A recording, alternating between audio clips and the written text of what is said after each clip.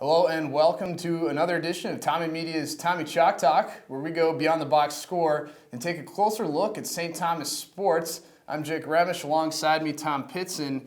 Tom, Glenn Cruz and the Tommies, another great week against Carleton. And something we've got to talk about is Charlie Dowdle's special teams play that made it to number 2, I believe, on SportsCenter. Yeah, I mean, just another crazy concoction in the mind of Glenn Caruso and Travis Welch, the special teams coach. That play made it onto CBS Sports. I think USA Today picked it up. It's been making its rounds, like you mentioned, on SportsCenter too. Right. But really the highlight of the day in a rather lopsided victory for St. Thomas. Yeah, definitely. 80-3 was the mark on that score, and with that came some new faces for the Tommies. Including a couple of guys, I mentioned earlier that I was on the team a couple of years ago, and, guys I saw out there, Teddy Andrews, he got a score on a touchdown. He's a guy that walked on and has been working hard for 4 years. It's great to see him get officially on the scoreboard, if you will. And what other fresh faces did you see, Tom? Well, speaking of fresh, how about a freshman in Tucker Treadle, son of St. Thomas Hall of Famer Gary Treadle, who was a big back in the day for St. Thomas. But Jack Kaiser's been banged up the last couple of weeks. Not really sure on that injury. I'd expect to see him at some point in the next couple of weeks going into the playoffs. I don't think it's too big of a concern. But Tucker Treadle steps right in and plays a really good game.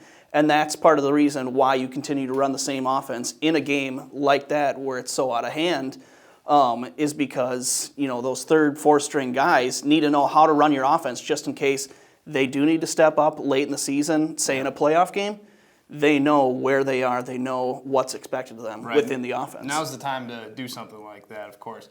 So moving on to this week, St. Thomas has got Gustavus black and gold, I believe, going to their place, correct, Tom? And they've got Hendricks and the high-flying Boyce brothers, I believe. What's your take on this? We've got an experienced defensive back set for St. Thomas, great passing game for Gustavus. It's going to be a good combo. Yeah, and Moses Aquinabe and Jordan Young will be matched up on the outside with those Boyce brothers. Just, what can you say, prolific passing attack. Really the first time that St. Thomas will be tested by a pure vertical passing game. I know Ayrton Scott and the Augies had a little bit of motion in the backfield, read option, that sort of stuff. You had to watch out for him. But Mitch Hendricks, that classic drop-back passer, big arm, and just throwing it to his receivers, go up and get it. And those boys can leap. They can run, they can catch, and it'll be a good test for the Tommy secondary. Yeah, it'll be sort of a pro set type of thing. NFL's going to that passing game these days. And one way to offset that is running hard with Jordan Roberts, chewing time off that clock, not allowing the Gustavus offense to stay out there. Having your offense on the field is a way to, I guess, keep the ball away from Gustavus. Eat clock, yep, absolutely. Well, that's going to do it for this week's episode of Tommie Media's Tommy Chalk Talk. If you have a question or concern, tweet it to us at Tommie Media. Thanks for joining us. For Tom Pitzen, I'm Jake Remes, and we will see you next time in Tommie Media's Tommy Chalk Talk.